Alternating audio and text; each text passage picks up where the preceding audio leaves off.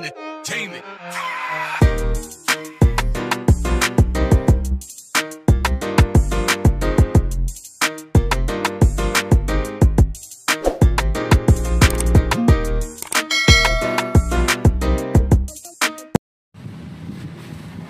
Okay idol, welcome back again to my YouTube channel, Bryant Motorworks. Ito mga idol, issue ni Rookie 125. Ito kapag umiinit na, nagkakaroon ng aberya, yung namamalya, namamatay, mahirap ng panda rin.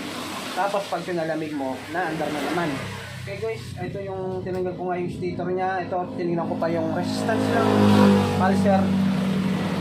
Sira na mga idol. Ito.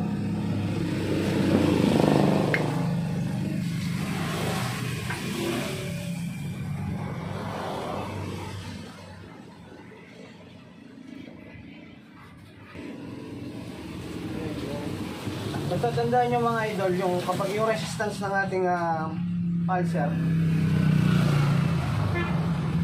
kailangan nasa ano lang yan guys, naglalaro lang sa 100 hanggang 200 yan, ganyan yung resistance nya. Kapag bumaba sa 100 yan, nasaan mo, sira na yan, nasira na. Or tumaas sa 200, like 300 pataas, masira na po yan. Yun po yung magkakaroon ng kung kapag umiinit yung motor, nahinto siya, tapos namamatay, mahirap pa anda rin, palalamigin mo muna bago aanda, ganun siya.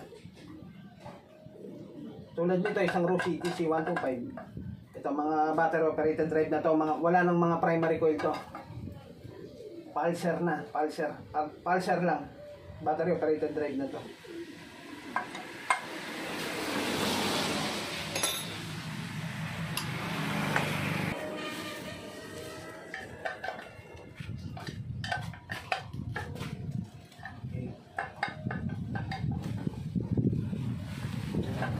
May stick na kailangan nito guys, kung saan nakakawala yan.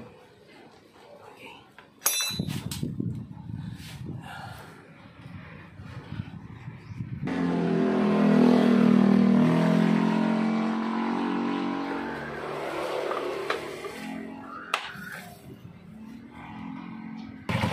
Okay idol, ito naka-full wave nito mga idol yan.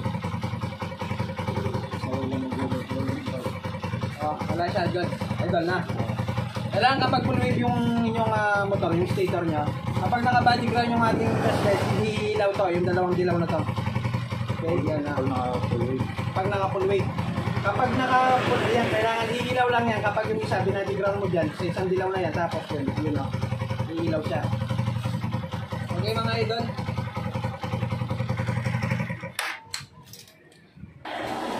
Okay idol, ito, start natin. Sige, start na.